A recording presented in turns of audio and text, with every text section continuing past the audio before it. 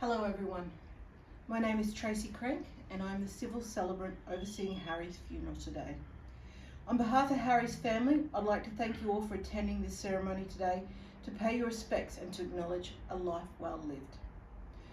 With or without religion, one of the most important things a funeral does is remember, so that Harry lives on in our memories at least. Death, in a number of ways, unites us all. Harry's death, for a time, demands that each one of us put aside our cares, our business, and our pleasure to unite with everyone here who shares in the common bond of love and respect for Harry. It is fitting that we should reflect on what we owe to those who have gone before us. Our lives are but the latest notes in a music that began with the birth of humanity itself. That music is a song of households knit together in the bonds of mutual affection. We derive from our lost loved ones our life, our health, our stores of sustenance, our learning. It is one of our profoundest joys to know that we are united to this great past.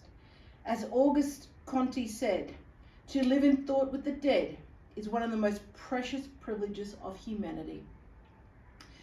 Harold George Smith, or Harry as he preferred to be called, was born in Brisbane on the 1st of March 1935. None of us know when our time on earth will end. All we can do is try to live our best possible life. And this was the case for Harry. Harry suffered a heart attack while deep sea fishing with Franco, his mate of over 50 years. Harry and Franco would head out on Franco's boat a couple of times a month to fish. Even though Harry was an accomplished fisherman and had even won awards in angling competitions in the last years, Harry and Franco would often come back to shore with nothing but a few tall tales of the ones that got away. And yet the happiness on their face of a day well spent on the water in good company was clearly evident. It was here in the clear blue waters of North Stradbroke Island that Harry died doing what he loved alongside his oldest friend. Harry had a life that we can all envy. He married his childhood sweetheart, Marion, when he was 21 and Marion was 19. They were partners in life and in everything they did. Harry was heartbroken when he lost his beloved Marion to cancer 5 years ago. Thankfully, Harry was surrounded by his loving and tight-knit family who are here today.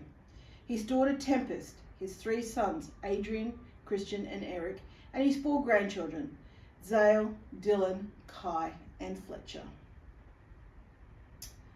I would now like to invite Harry's daughter Tempest to read a poem by Nancy Woods titled Merry Winters. Thank you, Tempest. I would now like to invite Harold's oldest son Adrian to say a few words about his father. Adrian speaking. No one was like my dad. He was my biggest inspiration and a true hero to me. Our family leant on him during any tough times and he was a rock that never let us down. The strength he possessed wasn't flashy or in your face. In many ways he was a quiet, unassuming man who just got on with things, but it was beneath the surface that his principles and determination lay. That was most evident in how he put us, his family, first and the way he made sure we were protected no matter what. I'll always remember the good times as well. The fishing trips we would take together up to 1770 when no one knew what a great spot it was and how much he would make me laugh. I still have my dad's crab pots and I'll think of him when I'm using them and when I'm spending time with my sons on the water.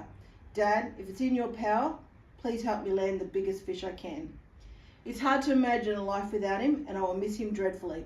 Not only was he a great dad, but he was a wonderful husband and grandfather. He treated our mum like the lady she was and wouldn't let her do the dishes. Mum cooked, Dad cleaned. My kids will miss him terribly, as will all of his grandkids.